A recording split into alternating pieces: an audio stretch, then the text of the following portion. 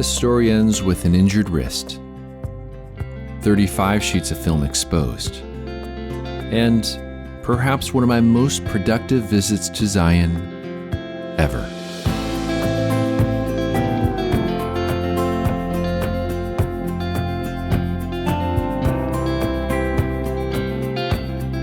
In many ways, we are a product of all the decisions we've made. Some of these decisions are significant in the moment. The career path we embark on, where we choose to live, perhaps the partner we choose to marry. It's at these moments the fork in the road is clear. But oftentimes it's the small decisions that have a greater impact. These are the decisions I replay in my mind time and again. Whether it's my choice of footing on a slippery rock, or setting my alarm for 2:45 early on a Sunday morning, leaving me wondering what may have happened if it was set 15 minutes earlier. My decision to return to Zion each fall has always been an easy one. And in many ways, my career is built upon the lessons I've learned by revisiting every fall since 2009. So much has changed through the years, and I'll be the first to admit I'm uncomfortable with change. Though there's a difference between natural change within the park and the change I've witnessed outside the park. Towns grow and land is cleared, with new buildings constructed in its place. Where once I was greeted by fields of sagebrush, now I see raw earth, concrete foundations, and the wood framing of new hotels. To some, this is seen as progress, but for me, quite the opposite. It's not until I cross the threshold of the park, embraced by Zion's towering walls, that I feel once more at peace. This is the story of my fall of 2022 visit to Zion National Park. Well, I have arrived here in Zion, and it's a pretty warm day. It doesn't feel very much like fall, and in many ways it doesn't really look very much like fall either. I'm definitely here ahead of the color. And you'll see this box elder tree here, very green, yet there's one around the corner that has a bit of yellow to it. And this whole region saw some tremendous flooding during the summer monsoon months. And so it'll be interesting to see how that has affected things, both in terms of the way the washes are laid out, but also with all that moisture, see what it does for the fall color. I will say that this year, maybe the maples are very full, and the leaves, albeit very green right now, are they look very healthy, so that's good. But they change fast. They change really, really fast. But since this is my first day, oftentimes it's a bit of a difficult day just trying to adapt to the new situation. And so one thing I'm doing this year, which is a little bit different, is I'm keeping a written journal as well. So hopefully that'll slow me down and allow me to adapt a little bit better to my new surroundings. There's the box elder tree there with some beautiful yellows on it. If I can keep wandering here, see what I can find.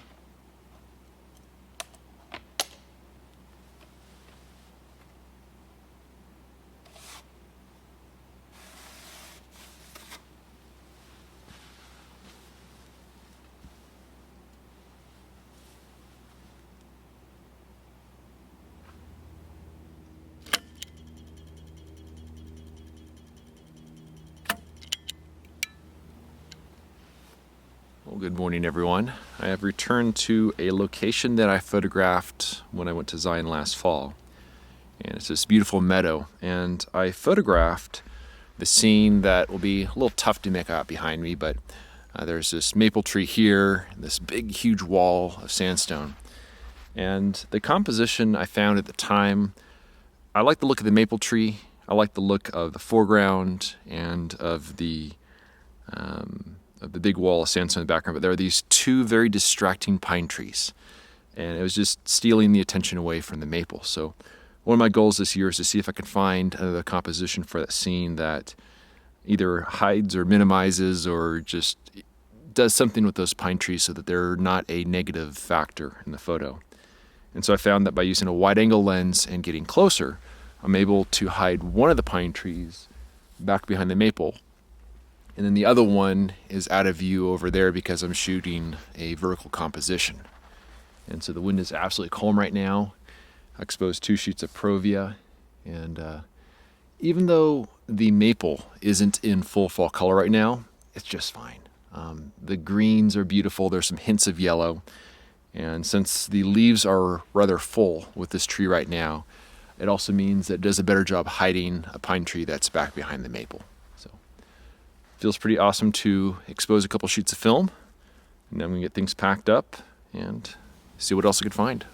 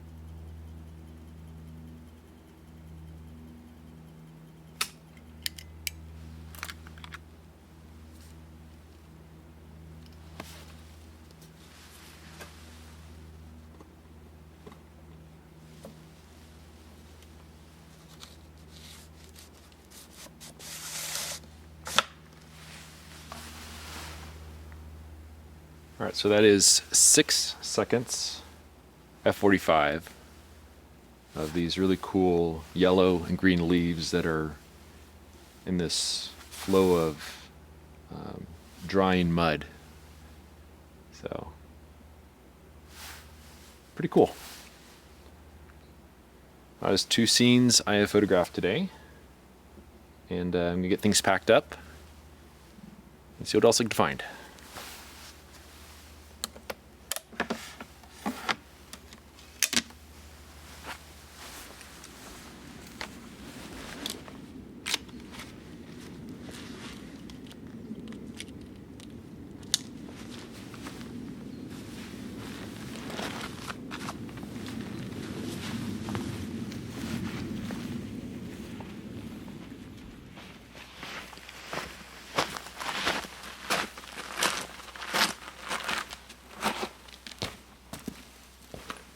Well, it felt great to expose some film on those 2 subjects this morning.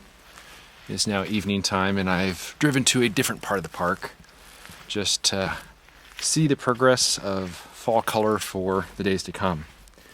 And as I was hiking out of the location where I was this morning, I found this really beautiful scene with bold reflected light, really splendid cottonwood with early transitional color, and then just an array of other trees. But the moment I got there, these clouds started forming, the wind started picking up, and I gotta tell you, man, when the clouds start forming, the light just shuts off. It's pretty crazy how dramatic it can be. But going for a wander now, and I'm heading over to a location I tried to photograph last year. It's pretty decent. Might be hard to see, but it's right behind me here. It's ponderosa trunk and these maples. And I photographed it last year when the maples were nice and yellow. They're very green right now. But the light was flat because there's some clouds. So I wouldn't mind photographing this one again when the light is ideal.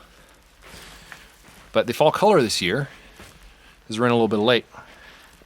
And I think it's because there's been some warm temperatures lately. And then all the summer monsoons really have the trees nice and lush, so they're just thinking it's time to keep growing. But the floods really had an impact on many of the parts of the park here. I'm seeing how many areas have been rearranged significantly. So, pretty cool to see. Let me see what all's different. But now it's time to head back to camp, make myself some dinner, and maybe relax a little bit. It's a good day.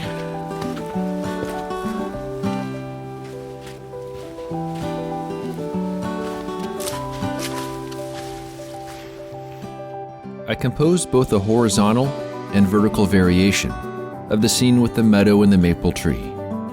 And although I'm fine with either composition, I do wish the fall color was more pronounced. I hope to give this subject another try on a future visit. It's the photo of the partially dried mud ripples I'm most satisfied with, though I decided to flip this composition horizontally, so it flows from left to right. I love the color and texture of this scene, and how the green and yellow maple leaves are so evenly distributed throughout the composition. Thanks so much for watching, and we'll see you around next time. If you enjoy this ad-free and clickbait-free content and want to help me live my dream, a voluntary contribution of just $24 a year helps keep my gas tank full and my film freezer stocked.